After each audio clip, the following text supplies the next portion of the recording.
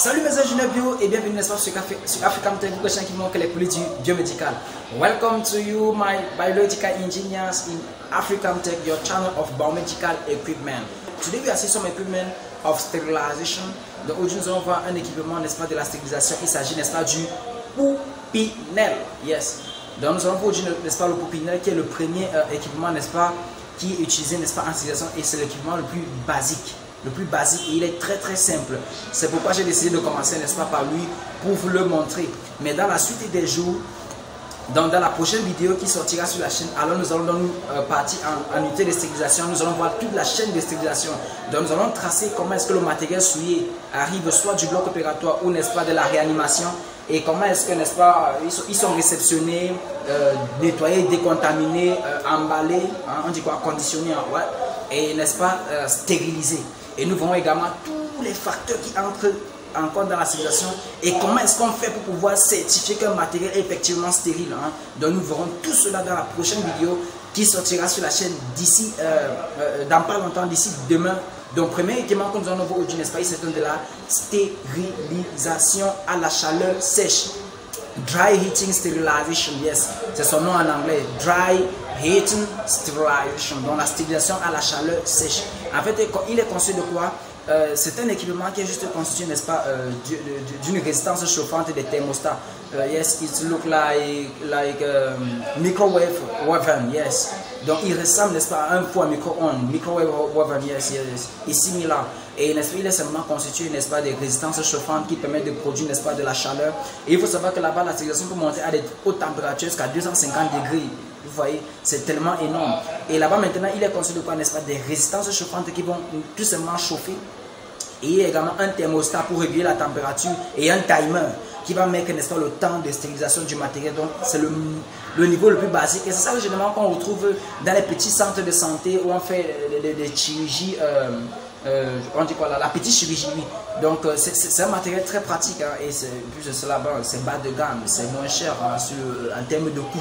Parce que vous savez aussi que c'est ça, n'est-ce pas, l'ingénieur, ce n'est pas seulement équipement, réparer, dépanner, expliquer, non. C'est aussi pouvoir anticiper sur les coûts. Ouais, donc c'est ça.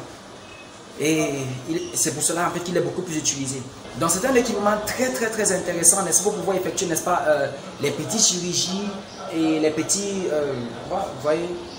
Donc ça vous va stériliser, n'est-ce pas, ce genre d'équipement là, les équipements, je vais dire les instruments en inox, en métal, tels que les pinces, les ciseaux et tout comme ça. Donc il est très utile et il est très pratique pour cela, parce qu'il permet de stériliser vraiment à des hautes températures. Mais tout de suite, n'est-ce pas, son inconvénient est directement visible. C'est que, n'est-ce pas, ce matériel ne peut pas du tout stériliser n'est-ce pas, des matériaux en tissu.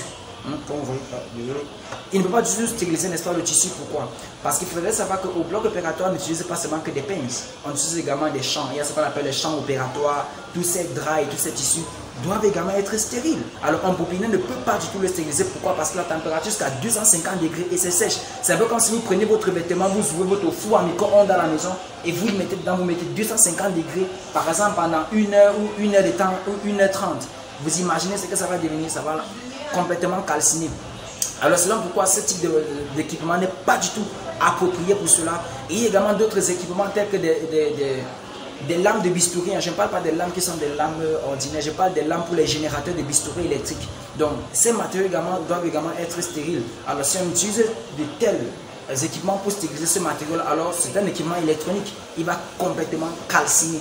Donc c'est pas du tout utilisé pour ce genre de choses. Donc il est uniquement utilisé pour les matériaux en métal, en inox, tels que les pinces, les coupons en haricot, tous ces trucs on ne sait plus faire des pansements là. Donc c'est pour cela vraiment qu'il est beaucoup trop adapté et son fonctionnement est très simple. Juste une résistance chauffante avec un thermostat et un timer pour régler la température et c'est tout.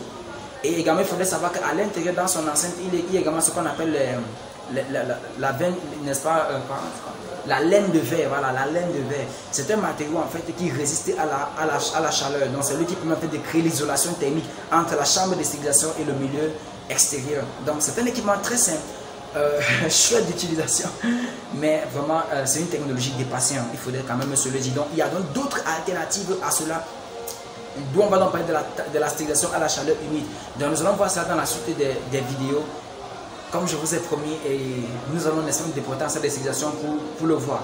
Alors mes ingénieurs bio, j'espère que cette courte vidéo vous aura plu, que vous aurez appris un peu plus sur cet équipement et je vous invite bien à vous abonner sur la chaîne si vous n'êtes pas encore abonné et de rester scotché parce que la prochaine vidéo où nous allons parler de toute la chaîne de stérilisation, elle arrive sur la chaîne d'ici, la prochaine vidéo c'est elle. Et vraiment, j'espère vraiment qu'elle vous aura plu, elle vous aidera énormément.